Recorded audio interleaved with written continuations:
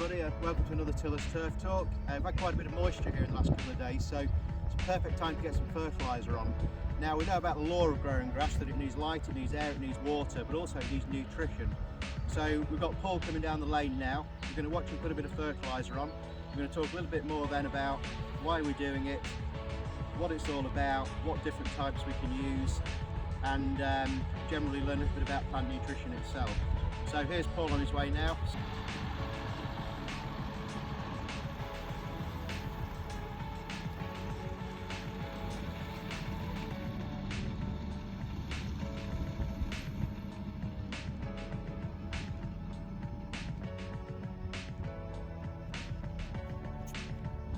Okay, so Paul's on his way down the field now. The field's mapped out using GPS, so we make sure that we're completely accurate with it, getting a perfect spread, and therefore we're not getting any zebra stripes in the field, we get a beautiful uniform green sward.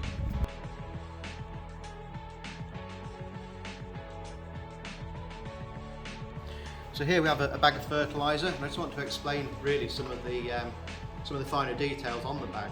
So for a general purpose fertiliser, for anything really, it often contains these three elements here, NPK. Now you may remember them from your science days and maybe from school days where we used to go through like the periodic table. So N is nitrogen, so this bag has 6% nitrogen content, 5% phosphorus, which is the P, and then 18% potash. The phosphorus is really good for root development, the nitrogen for feeding the plant itself, to encourage the growth and health, and also the potash is a very good addition for sort of cell wall hardening, strengthening the plant up, particularly useful going into winter months. And this bag also contains a bit of magnesium and also a little bit of iron, which again helps to harden the plant. So in turf production, fertilisation, it's very important that we maintain a good balanced feed going in to make sure we don't get peaks and troughs of production. We're trying to encourage the turf to grow, get strong, and obviously create a good dense sward, and the strength obviously ultimately to lift it. Now, when you have new turf delivered, nutrition is also important. Ideally, before you lay any turf, you really want to be maybe raking in, say, a pre-turfing fertiliser, just a nice balanced feed into the soil before you lay the turf. That way when you lay the turf, it's instantly got some nutrition available.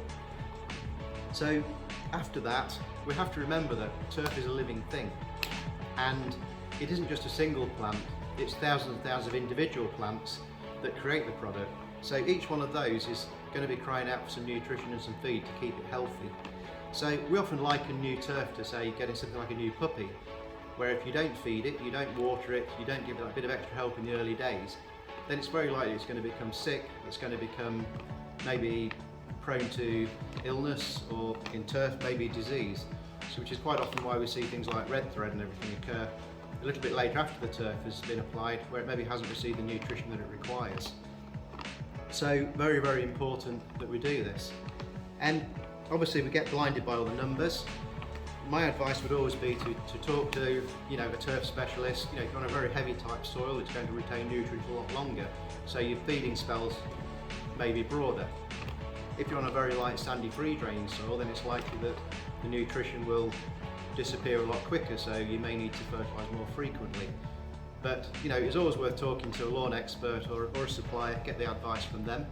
I find a bit of advice when you apply fertilisers, always read the manufacturer's label.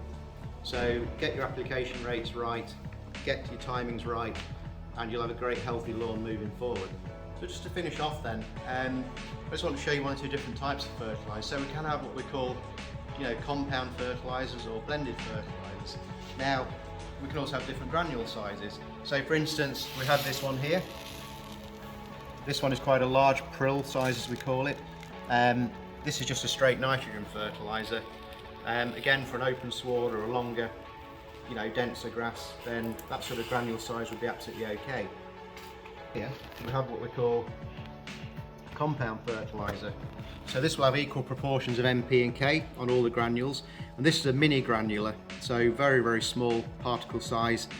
Brilliant spread there, so an ideal sort of size for, say, a golf green where you've got a very tight dense sward, whereas the larger fertiliser may cause a little bit of speckling and uneven coverage, maybe even disturbance to ball roll on the golf green.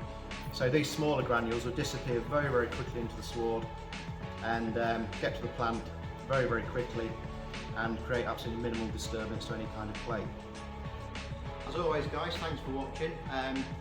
Hope you enjoyed this video, and I hope you're enjoying the ones that we're doing for you. Just a reminder, please subscribe to the channel, our YouTube channel, Tiller's Turf. And again, if you like what we do, share it with your friends, tell them all about the site. You know, we'd like to grow it, no pun intended. And obviously, if you wish to like, retweet, share it around, and we look forward to doing the next one. Really appreciate all your views. Have a great weekend. Thank you.